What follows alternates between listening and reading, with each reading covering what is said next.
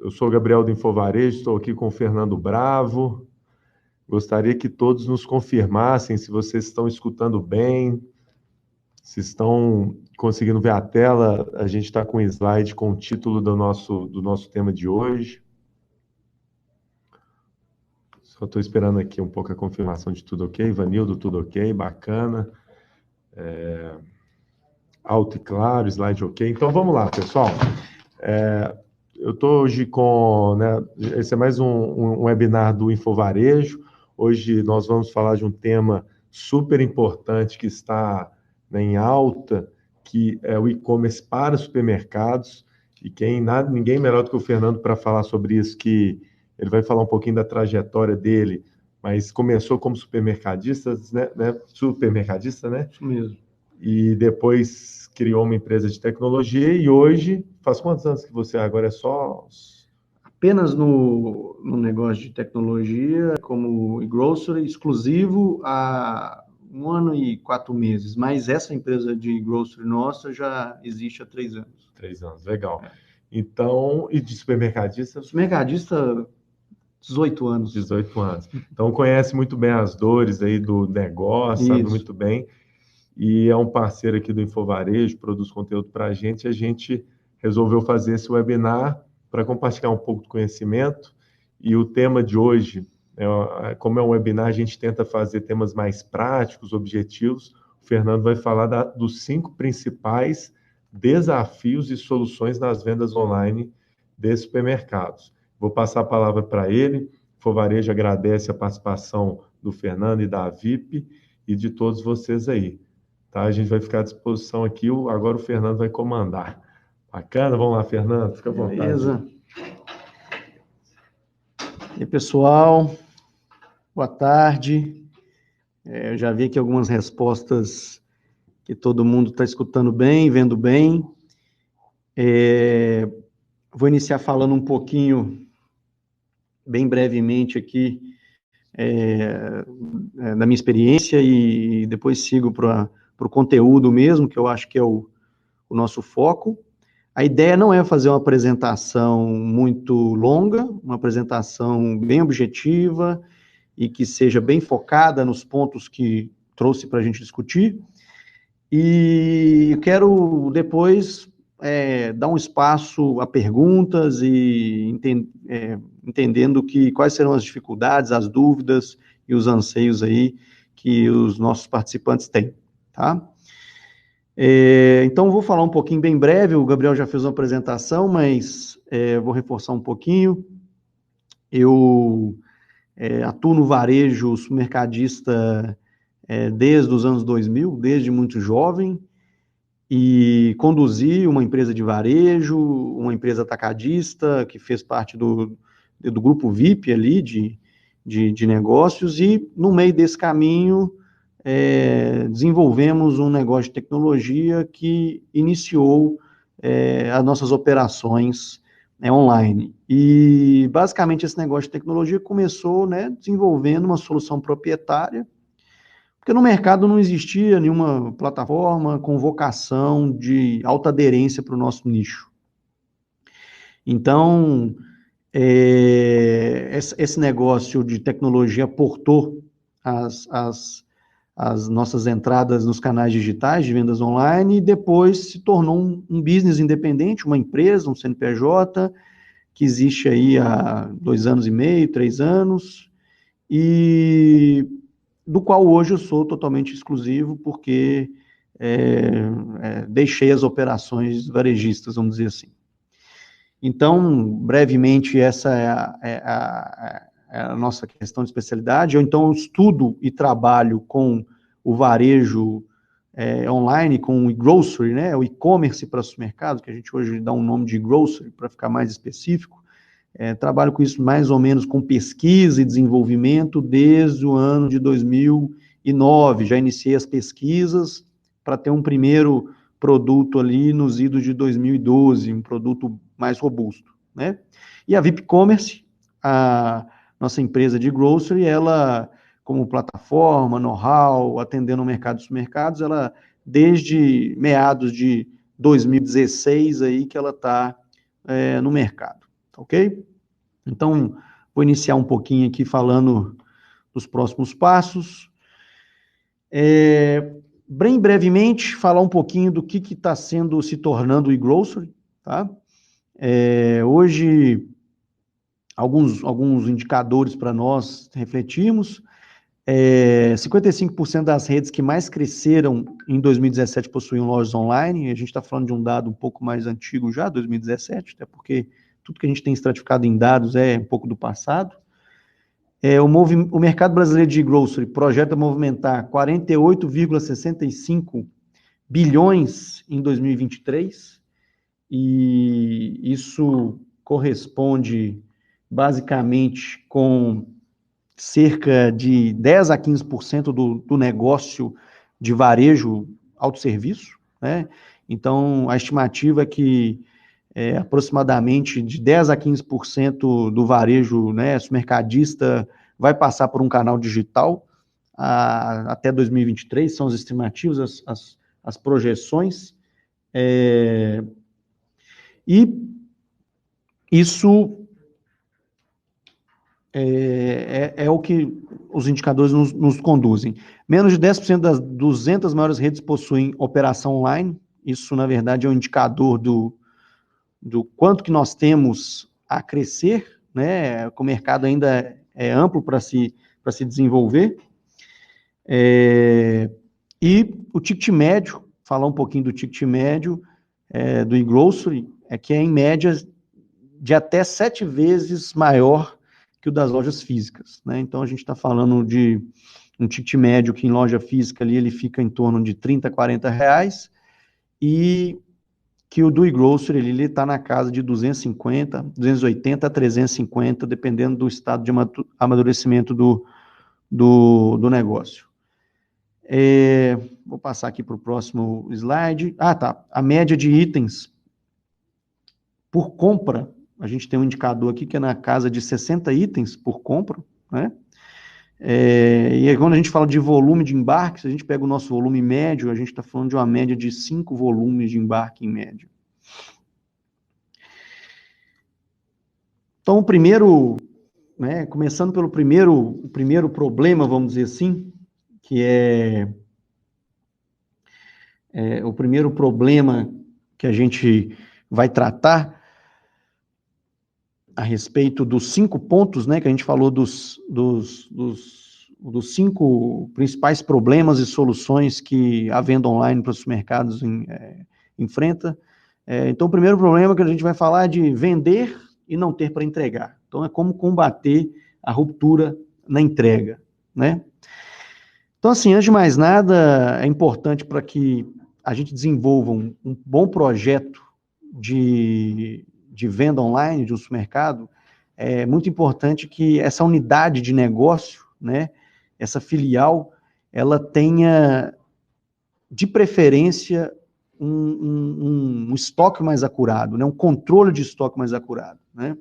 Então, o RP está muito envolvido com essa parte, e aí a gente sabe que os RPs têm diversas ferramentas e metodologias para manter um estoque mais assertivo, e basicamente é buscar uma unidade ou preparar a unidade para receber a unidade de e-commerce, preparar que essa unidade tenha um estoque mais preciso. Então, esse seria um primeiro passo e um passo prévio, né? Então, a unidade de negócio onde nós vamos desenvolver o e-commerce ter o melhor controle de estoque possível. Isso é básico, obviamente, é óbvio, mas é a partir disso que nós vamos deduzindo umas outras coisas. Apesar do estoque ser bem controlado, ter um nível de acurácia elevado, a gente sabe que dentro de uma estrutura de varejo, com os diversos problemas que ocorrem no dia a dia, com as diversas circunstâncias de perda, entrada e saída de produtos, é natural que esse estoque não seja preciso. Isso a nossa experiência, desde grandes redes, médias redes, a pequenos mercados, a gente sabe que existe um nível, um percentual aí, obviamente, vamos dizer assim, de números que não representam fielmente a realidade. Então, os saldos dos estoques não correspondem realmente exatamente aos saldos efetivos reais dentro daquela unidade. Então, a gente vai para a primeira dica de como diminuir essa ruptura na entrega, né? Que a gente vai vender, vai separar o produto e não vai encontrar o item por essa diferença ali de valores numéricos e não vai conseguir entregar. Primeira dica seria a gente trabalhar com o que a gente chama de estoque de segurança. O estoque de segurança seria uma forma de ter como se fosse uma gordura para não só mitigar essa divergência que a gente tem de estoque real com o estoque virtual, mas também para contemplar o que muitas vezes acontece nas unidades de negócio dos e-commerce, é que eles operam em lojas físicas que estão abertas ao público. E nem o RP é capaz de saber quantos produtos estão nos carrinhos dos clientes circulando, né? Então a gente precisa de uma gordura, de um bolsão, e esse bolsão tem que ser proporcional ao giro dos produtos, individualmente. Então cada gordura tem que ter uma proporcionalidade ao giro, não só ao giro, ao tipo de produto também. Então, por exemplo, uma indicação é que os produtos muito perecíveis, eles tenham bolsões menores, porque a gente tem menores estoques deles, né? A gente cicla muito o estoque, e esse percentual de estoque de segurança seja maior nos produtos de menor giro, por exemplo, bazar, talvez alguns itens da perfumaria, né? Então, a primeira dica é a gente ter o estoque de segurança. A segunda dica é a gente ter o estoque reserva, né? E o estoque reserva, ele seria uma forma de controlar tudo aquilo que está no carrinho online. Então, é importante essa dica que eu dou, da gente conseguir mais ainda mitigar essa ruptura na entrega, de vender só o que a gente tem, é controlar tudo aquilo que está no carrinho, em processo de compra, e aquilo que o estoque está comprometido em algum carrinho online, dele ser abatido ali do estoque disponível que está sendo vendido. Uma próxima dica seria com que a nossa ferramenta de e-commerce, né? Isso é o que hoje nós trabalhamos, a VIP Commerce é especialista nisso, na plataforma, né, na ferramenta, mas seria com que a ferramenta que esse e-grocery desenvolvesse, ela tivesse uma inteligência de bloqueios, né? Então, o que é a sugestão da inteligência de bloqueios?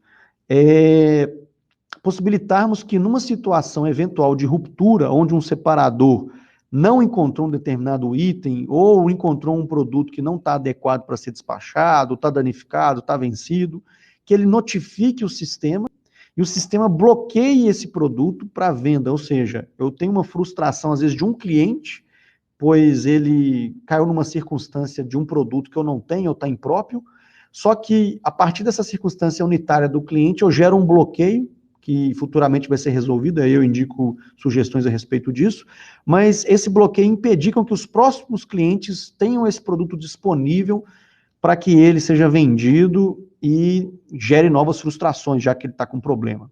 Então, obviamente, se há um bloqueio, há duas formas de sair desse bloqueio. Uma manual, em que você detectou a solução daquele problema que ocasionou, e aí você desbloqueia o produto. A segunda forma seria uma mecânica, um algoritmo automático que vai entender que aquele produto teve uma certa entrada nova de estoque e tal, o estoque dele aumentou abruptamente, aí você pode desbloquear automaticamente.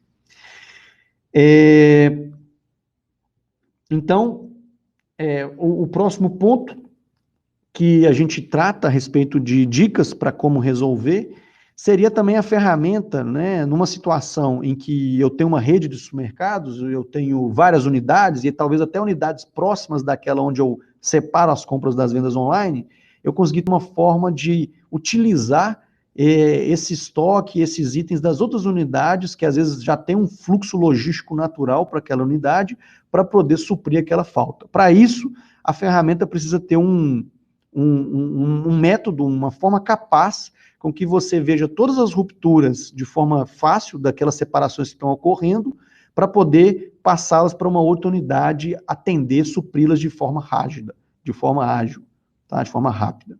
Então, uma ferramenta tecnológica também que pode contribuir com isso é essa alternativa, tá? Então, sobre esse ponto, vender e não ter para entregar, o que é um dos principais erros clássicos do e-commerce, a gente já deu aqui as principais dicas, depois a gente fala um pouquinho sobre as dúvidas. Vou para o próximo ponto, que é entregar as compras atrasadas. Também é outro erro clássico. Vendo e entrego as compras atrasadas. A primeira dica que nós damos de superação desse desafio logístico é interna e que vai casar também com a tecnologia da plataforma que está sendo utilizada, né?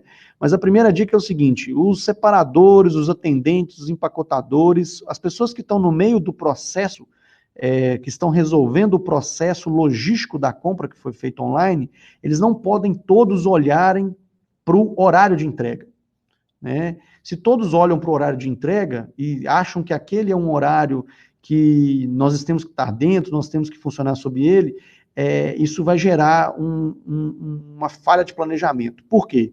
A separação, que é um processo lá atrás, logisticamente, se ela enxerga o horário de entrega, ela trabalha dentro de um horário que não é execuível, às vezes, para os outros processos. Então, o que nós estamos querendo dizer? Que cada etapa logística num processo de preparação de uma compra online, ela tem que respeitar uma meta particular. Então, eu preciso que a separação tenha uma meta, o empacotamento tenha uma meta, a logística tenha uma meta, para que no final, somando as metas individuais de cada processo, de cada etapa, a gente tenha uma meta global dentro de um horário definido de entrega, certo? Uma outra dica é controlar a capacidade, né? É conseguir controlar o espalhamento das compras durante os processos logísticos, né? O que seria isso? Controlar esse espalhamento das compras. Seria, através de tecnologia, obviamente, a gente conseguir distribuir as entregas, né? Isso funcionando de forma integrada, o nosso back-office com a loja virtual, no ato que o cliente está finalizando a compra, o sistema já conseguir entender se tem vaga naquele horário que ele está escolhendo para receber, se tem uma vaga logística, se tem uma vaga dentro do processo, né? Então, a gente indica o uso de um controle de capacidade logística. Uma outra dica muito importante é ajustar sempre os horários e as capacidades de acordo com a disponibilidade da equipe, com a época do mês, com a época do ano, com a data festividade. Então, sempre esse horário, essas disponibilidades de vagas, de entregas, de capacidades, elas têm que ser reajustadas pelos gestores dos processos, né? Então, estou num momento mais apertado, vou lá, diminuo minha capacidade de entrega, estou num momento mais livre, aumento, estou numa situação em que a minha equipe sofreu defasagem, ajusto, ter agilidade ali nessa situação de resolução das capacidades logísticas, dos horários, dos tipos de entregas que estão disponíveis no site. E uma outra dica muito importante é que o varejista não tema em sacrificar determinados horários, determinadas faixas, para fazer um bom atendimento, tá? Só um minutinho, vou beber uma água aqui, gente.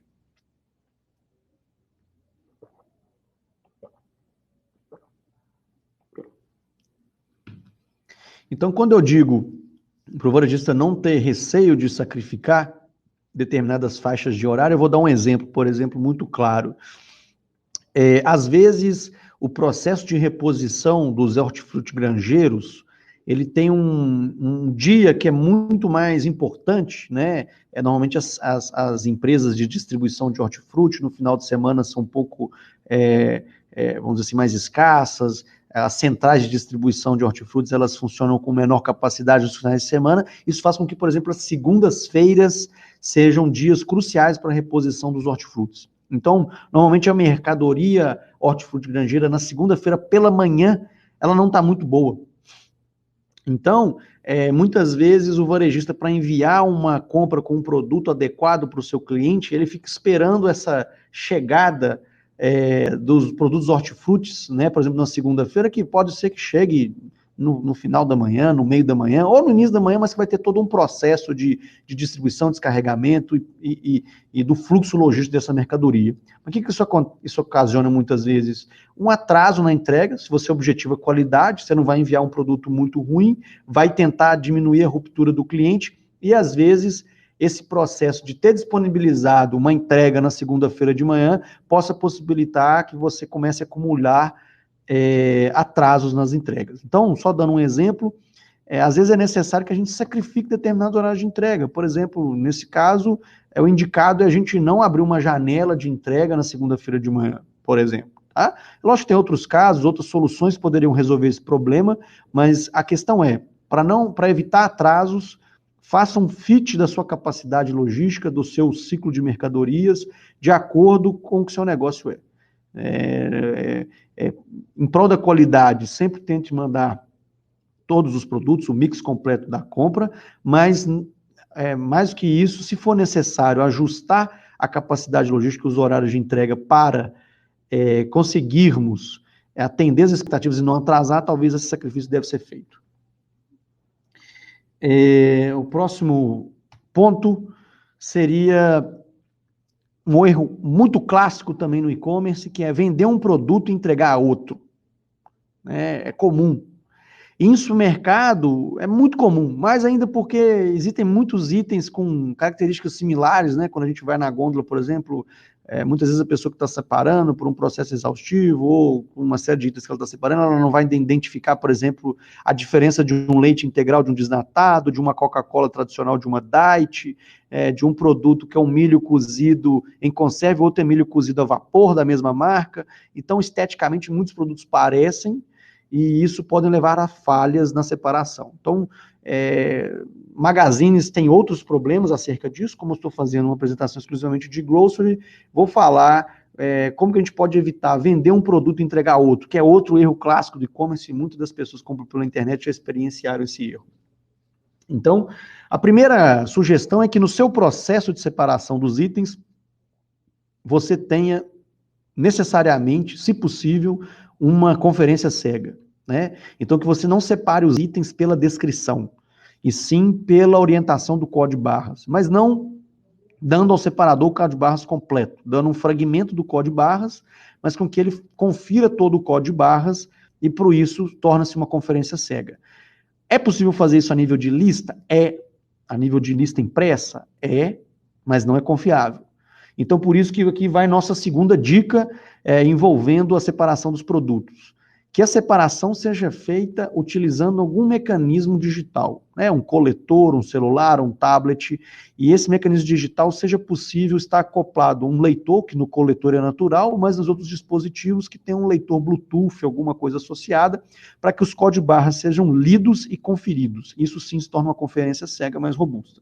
Então, isso seria uma metodologia para evitarmos a troca de um produto comprado por um outro errado. Agora, não podemos esquecer que lá no e-commerce, os códigos de barras associados aos produtos que estou vendendo e suas descrições, suas fotos, têm que estar corretas para que na retaguarda a separação ocorra de forma funcional, né?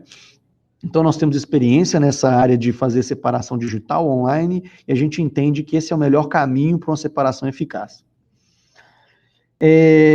Obviamente, evitar o papel, porque o papel induz a erros, e a gente sabe que as mecânicas que a gente pode inserir em processos digitais são maiores, mais amplas, como, por exemplo, obrigar com que o separador verifique a validade, ou mesmo digite a data de validade, e digitando a validade, verificando se ela está dentro de um range de datas, um período mínimo de validade adequado, né? Então, eu acho que, sendo bem pontual, vender um produto e entregar outro é possível evitar com conferência cega. E, às vezes, é importante que talvez esse processo ele seja duplo, entendeu? Que haja uma reconferência. Então, às vezes a gente constrói um processo em que há uma conferência digital lendo o produto e separando com a conferência cega, mas, se possível, ter uma segunda conferência cega, reforçando o processo, elimina praticamente, acaba com o problema de entregar produtos trocados. Tá? Passando para o próximo ponto, seria como proceder com os produtos pesáveis, também outro grande desafio do e-grocery, né, que é o e-commerce para supermercados. Então, quais as maneiras mais indicadas de resolver o problema dos pesáveis? Uma das formas mais indicadas de resolver esses problemas, a gente sugere algumas, a primeira delas é tentar transformar os produtos pesáveis em unidades, né? Isso é uma solução que tem se tornado cada vez mais funcional, com algumas ferramentas, e isso elimina talvez um risco que a gente tem até do ponto de vista legal, de quando a gente vende uma coisa num formato a granel online, como é que a gente faria para seguir, né, aquelas regulamentações de ter que pesar o produto na frente do consumidor. né? Então, quando a gente transforma em unidade, a gente vende múltiplos de uma unidade, essa unidade tem que seguir uma quantidade pré-definida. Ah, mas isso não resolve todos os problemas, é muito difícil fazer unidades pré-definidas em hortifrutis, né? Hortifrutis granjeiros, eu não tenho condição de definir que o mamão vai ter sempre aquele mesmo peso, que a banana vai ter sempre aquele mesmo peso. Bom, para isso, do ponto de vista tecnológico, tem que se implementar algumas possibilidades. Então, quais são essas possibilidades? Que a sua separação, de forma transparente com o consumidor, possa oscilar, certo? Mas nunca gerando ocorrências deletérias para o consumidor. O consumidor nunca pode ser prejudicado numa situação dessa. Então, para ele não ser prejudicado, se a gente separar uma quantidade que venha a ser um pouco menor daquilo que ele comprou, o preço e o volume faturado tem que ser ajustado, mas isso em comunicação com o consumidor, de forma digital, de forma que ele esteja consciente e ciente dessa possível alteração durante o ato de compra. E se possivelmente a quantidade for um pouco superior, que a gente use técnicas de acréscimos ou de recálculo dos valores para que a gente também consiga atender isso. Isso é a nível de plataforma, a gente já tem hoje soluções bem maduras para resolver esse problema, e o indicado, basicamente, é que a gente tente, então, transformar o produto a granel, de alguma forma, em um produto unidade, produto unitário, possibilitando que haja ajuste de cobrança, ajuste em preço. Isso vai ser muito funcional utilizando os métodos de cartão de crédito com pós-captura. Então, o que é a pós-captura? No ato da transação da compra online, que eu finalizo a compra e passo o cartão, eu faço só uma autorização, uma reserva, e eu termino esse movimento de captura do valor, corrigindo o valor a ser capturado, pode ser um pouco até ligeiramente para baixo, quando? No ato de, após finalizar toda a separação e empacotamento, já ter aquela certeza do que vai ser faturado e eu poder capturar. Então, isso tem a ver também com essa questão dos produtos pesáveis. E sempre tendo transparência com o cliente. Uma coisa muito importante é que os produtos pesáveis, mesmo virando múltiplos, eles têm que ganhar etiquetas com descrições claras e com a quantidade que tem naquele pacote, né? Se for uma unidade, qual que é essa unidade, né? Então, o ideal é a gente, de alguma forma, tentar deslocar a venda do produto a granel para, de alguma forma, ser unitário, mas sem gerar prejuízos para o varejista e para o cliente. Hoje a gente já consegue, com tecnologia, resolver isso. Um outro ponto, e é o último ponto dos 5 pontos que eu elenquei para conversar hoje com vocês, é sobre fraude de cartões de crédito, que é um mal gigantesco. Então, a gente vai falar um pouquinho como evitar as fraudes e o chargeback, né? O chargeback é aquele consumidor aquele cartão, aquela compra que sofreu um questionamento daquela transação, e esse chargeback pode ocorrer por fraude, né? Que o cartão foi clonado, o número foi clonado, ou mesmo houve um vazamento de dados, o que possa ter acontecido que ocasionou essa fraude, mas também pode ter ocorrido através de uma autofraude, né? Autofraude é o próprio portador do cartão que comprou, foi aprovado e depois questionou essa transação, né? Então, vamos falar algumas técnicas aqui para a gente evitar as fraudes de cartão de crédito. Então, assim, necessariamente, no processo de venda online, nós vamos precisar de ter uma metodologia antifraude e de ter uma ferramenta, uma mecânica antifraude. Às vezes esse antifraude é próprio, está acoplado à plataforma, às vezes ele é de um terceiro, né, de uma solução terceira disponível no mercado, que tem muitas inteligências e ferramentas disponíveis por aí, ou às vezes ele é do próprio adquirente, né? O adquirente muitas vezes já disponibiliza um antifraude para o seu cliente, às vezes a Cielo, a rede, já tem algum antifraude que ele já fala, utilize meu antifraude, o GetNet, por aí vai. Então o adquirente também tem antifraude. Agora, necessariamente nós temos que ter uma inteligência antifraude atuando na compra, e isso de forma unitária, sozinha, não resolveria o problema. Então, a gente gosta de ter camadas antifraude. Então, a primeira camada, que é muito importante a gente citar, é de comportamento, né? A gente começa a identificar a fraude através do comportamento, comportamentos de compra que destoam. Então, normalmente, os fraudadores, eles têm comportamentos muito similares, né? Tendem a comprar itens de maior valor agregado, tendem a comprar itens de maior facilidade de revenda, compram itens já bem batidos, assim, que quem já conhece de fraude de grocery entende. Por exemplo, eles vão muito em cima de whisky, vodka, picanha, carnes, bebidas de alto valor agregado, porque são fáceis de revender, fáceis de ter receptadores e são poucos produtos que deslocam um valor muito grande. Então, existe todo um comportamento de compra, de estilo de compra. Uma outra indicação é que você, não só com o seu antifraude faça isso, mas caso você não tenha, também procure fazer cruzamento dos dados.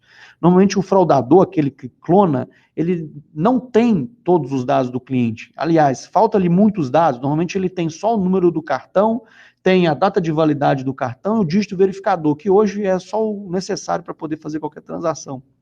Né? Então, até aquele nome que a gente digita, né, nome como está impresso no cartão, aquilo não é validado com a instituição financeira, ela não confirma para o adquirente se aquele nome é verdadeiro ou falso. Né? Não sei se vocês todos estão aqui presentes sabem disso, o que é um negócio que é validado é se aquele número com aquela validade, aquele dígito verificador tem saldo, é isso que a instituição financeira responde para o adquirente responde para a gente autorizando ou não a transação. Então, o importante é a gente buscar cruzamento de dados, porque muitas vezes o fraudador, ele vai inventar um nome, ele vai gerar um CPF, ele vai usar um número de cartão que não corresponde com essas outras situações. Então, o que a gente tem que sempre testar? O cliente comprou com tal CPF, consulta aquele CPF na Receita, existe. Qual que é o nome do CPF? Aquele nome daquele CPF está igual ao nome do cadastro? O fraudador, às vezes, é displicente, erra nome, digita nome errado, tem uma série de equívocos nessa natureza. Outra coisa, ele sempre informa e-mails que muitas vezes são e-mails inexistentes. A gente consegue hoje ter ferramentas de validar a existência do e-mail e até a idade do e-mail. Outra coisa importante é validar, por exemplo, o IP de origem da compra. Então é importante que a nossa ferramenta nos fale, o IP de origem dessa compra foi tal lugar, e às vezes destoa da entrega. Às vezes demonstra claramente que é uma célula de uma organização criminosa, que isso já é muito comum, fraudes serem feitas por células de organizações criminosas. Então, muitas fraudes, às vezes, ocorrendo em Minas Gerais, elas estão sendo oriundas das compras do Rio de Janeiro, estão sendo de São Paulo, estão sendo de outros lugares. Então, a verificar o IP é importante. Uma outra coisa interessante é que, de preferência, que a sua ferramenta consiga validar o BIN.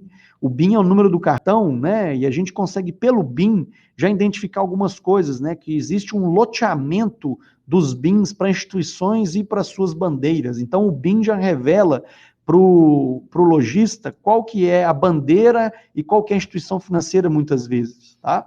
E aí, o que é o importante disso? Se você tiver oportunidade, por exemplo, numa primeira compra, na primeira entrega, de exigir que o cliente demonstre o cartão plástico, normalmente o fraudador quase nunca tem o plástico, e quando ele tem o plástico, muitas vezes ele erra o BIN, erra as informações do BIN, ele não acerta o banco nem a bandeira, então você consegue comprovar se aquele cartão realmente é daquele cliente. Agora, existem alternativas que são mais simples e que visam mitigar quase que totalmente o risco de fraude, tirando todo esse trabalho investigativo que eu estava citando agora. Né?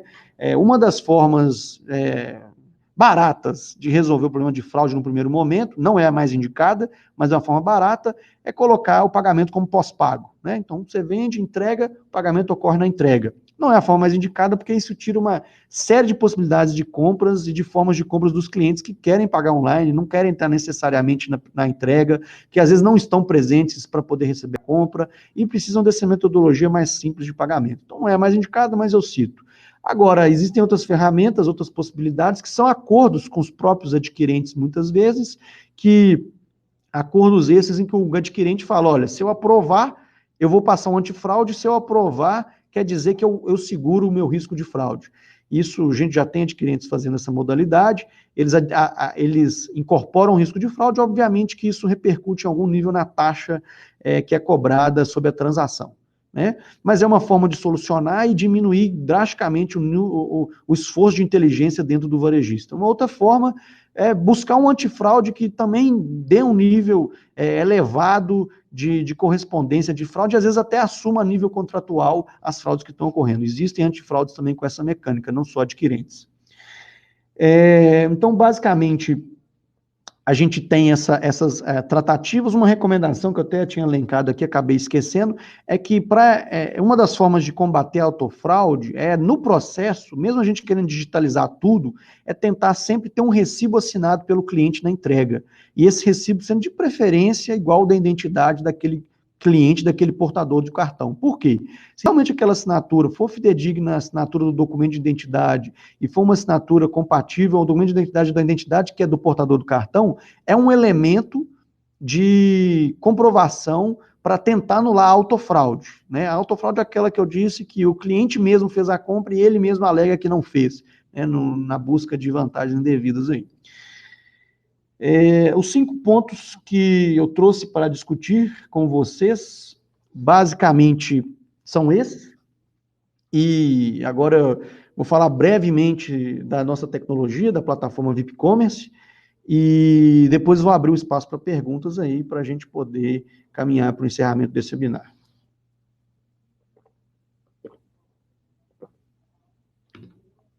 Então, falando um pouquinho da VIP Commerce, a VIP Commerce é uma plataforma, não só uma plataforma, mas uma empresa que carrega um know-how de uma modelagem logística, né, desenvolvida exclusivamente para o varejo alimentar. Então, nós somos de nicho, nós temos um fit, uma aderência muito incisiva aí para atuar nesse negócio de supermercados, atacados e atacarejos, que é basicamente o nosso ramo de atuação.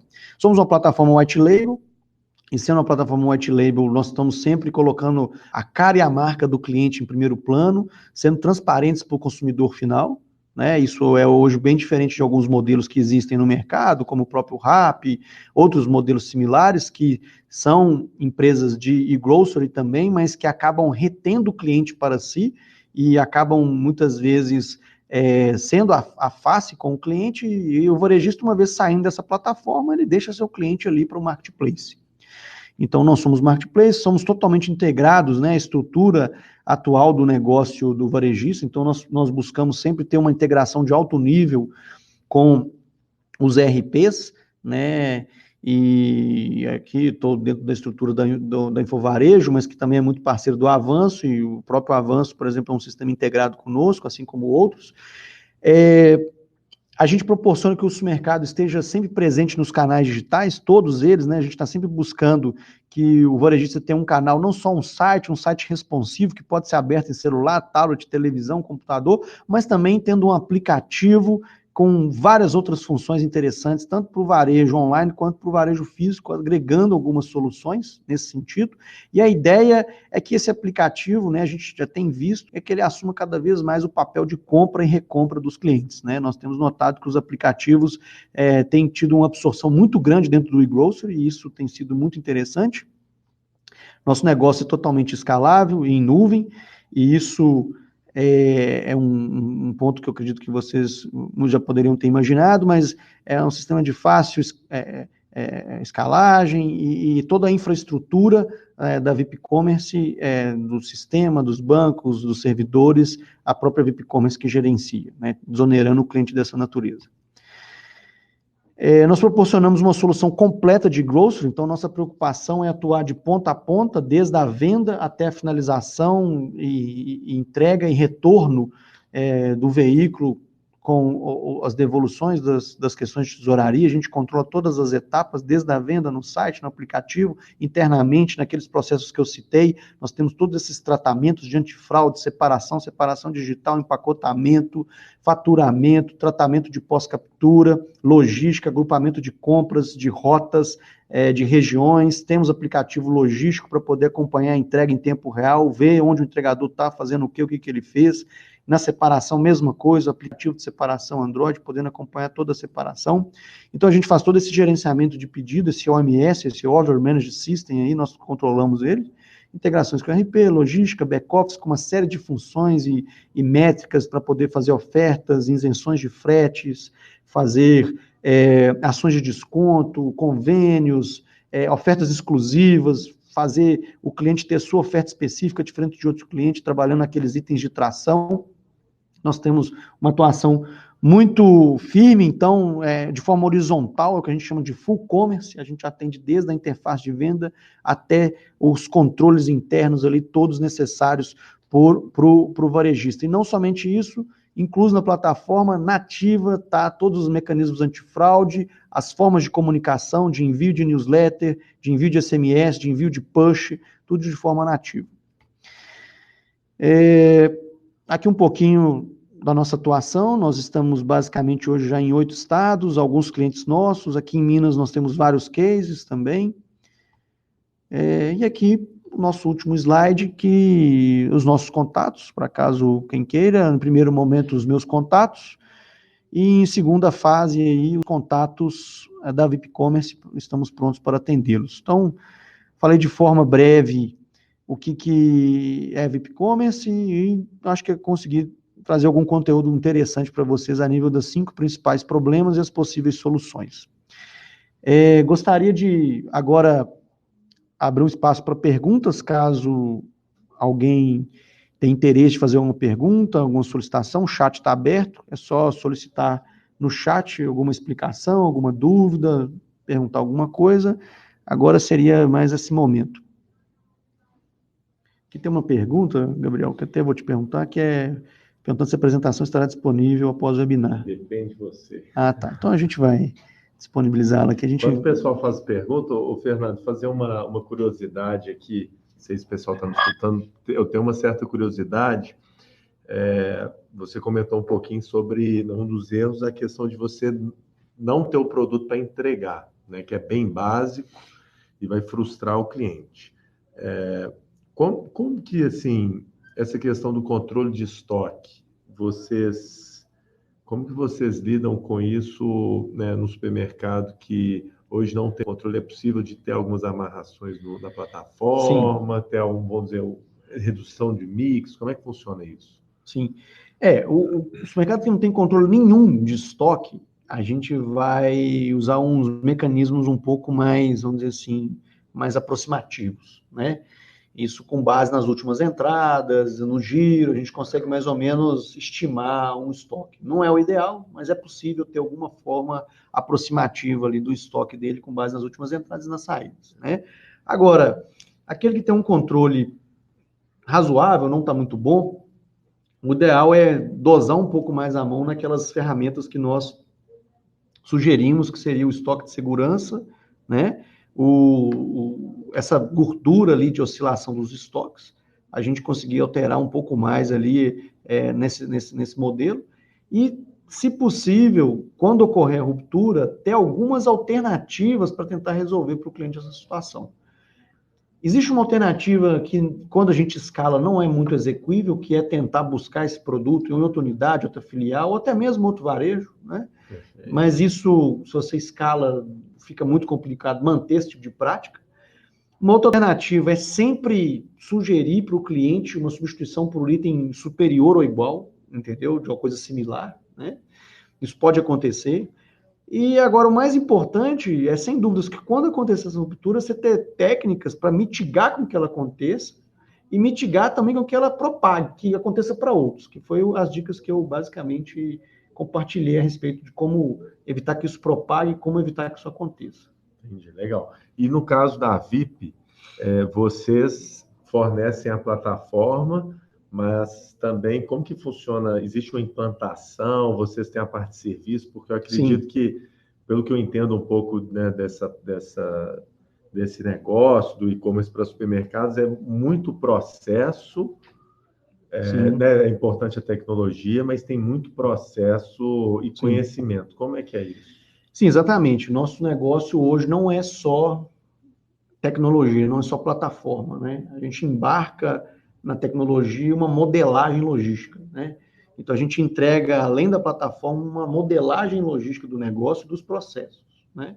E isso nós temos já... consultoria? Como é? No próprio metodologia de implantação, faz parte do serviço. A metodologia de implantação já está imbuído nela a forma de treinar, desenvolver e passar o bastão para o time ali que vai operacionalizar o e-commerce, como ele vai fazer os processos, né? Como que ele vai conduzir esses processos, como que vai ser essa parte, todo esse know-how de desenvolvimento dos processos internos, mas não só processos, de insumos, embalagens, eu vou embalar com o quê, como, qual tipo de embalagem mais adequada, qual tipo de volume, caixa de papelão, e bolsa térmica, eu uso bolsa térmica, eu uso recipiente térmico ou não, eu vou ter que ter um veículo refrigerado ou não, como é que vão ser minhas rotas, minhas distâncias, meu custo de frete, uma consultoria a nível de implantação, a nível de custos e de todo o processo logístico, a gente vai estar embutida no nosso modelo de negócio.